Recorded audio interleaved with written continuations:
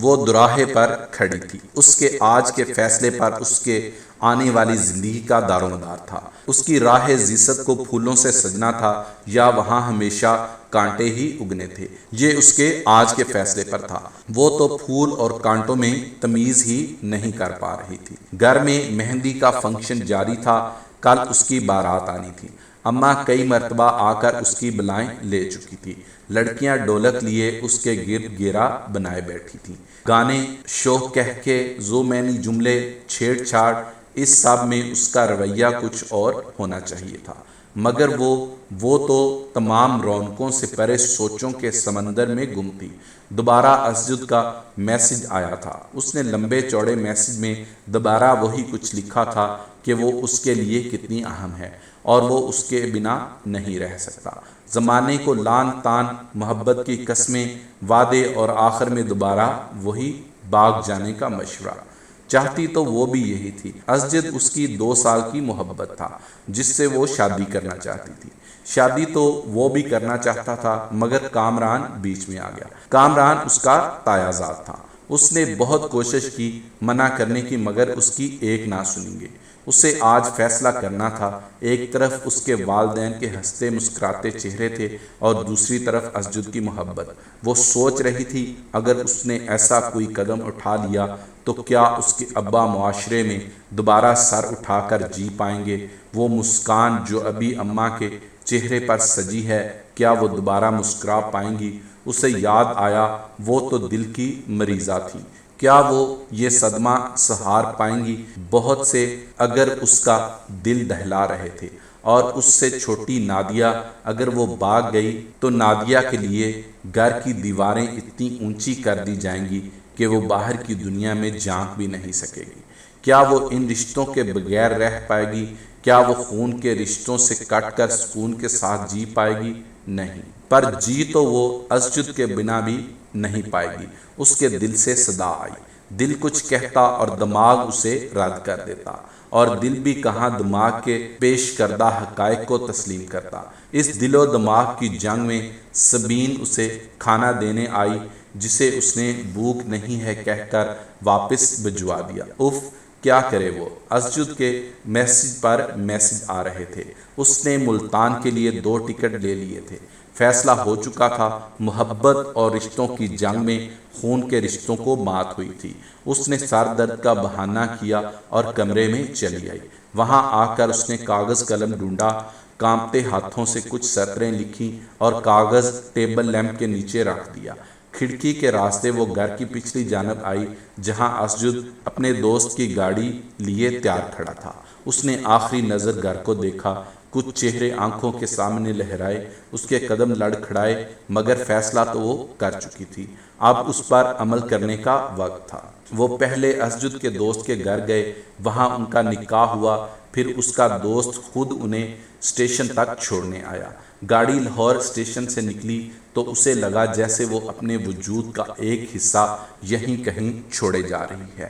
آنسوؤں کی باڑ سے دور جاتا لاہور ریلوے اسٹیشن اب دھندلاتا جا رہا تھا۔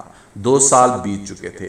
اسے اب بھی کبھی کبھار گھر والوں کی یاد شدت سے ستاتی تھی۔ دل انہیں ملنے کو تڑپ اٹھتا، مگر وہ بے بس تھی۔ لائبہ نے اس کی توجہ ہٹا دی تھی۔ ماضی کی تمام یادیں لائبہ کی کلکاریوں میں گم ہو جاتی۔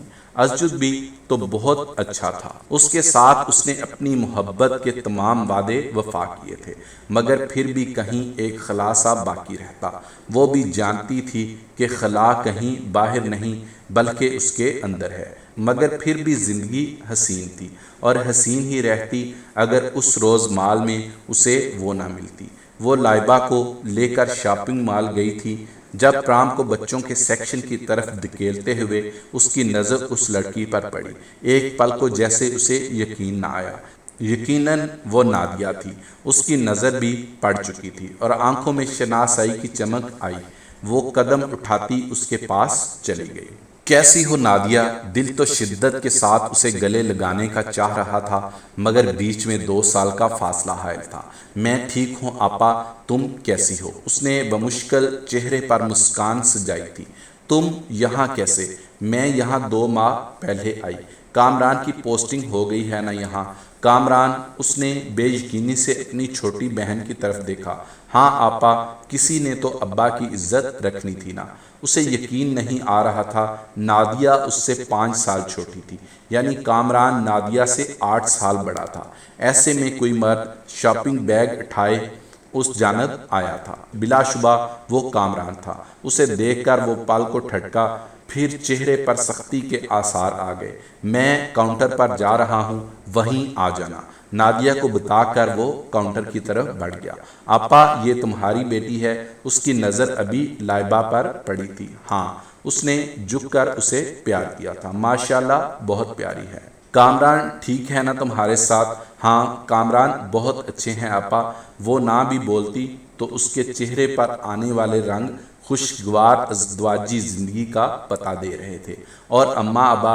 اس نے ڈرتے ڈرتے پوچھا تھا۔ وہ فوراً سیدھی کھڑی ہوئی، لبوں کی مسکان غائب ہو چکی تھی۔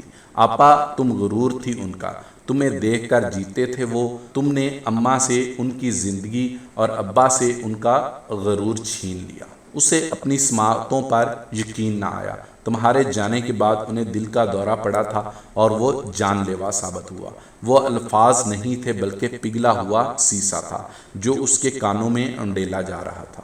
وہ پھٹی پھٹی آنکھوں سے اسے دیکھ رہی تھی۔ ابا تو شاید اس دن کے بعد بولنا ہی بھول گئے تھے۔ کبھی کسی نے انہیں ہنستے ہوئے نہیں دیکھا۔ اسے لگا کسی نے اس کا دل مٹھی میں لے کر مسل دیا ہو۔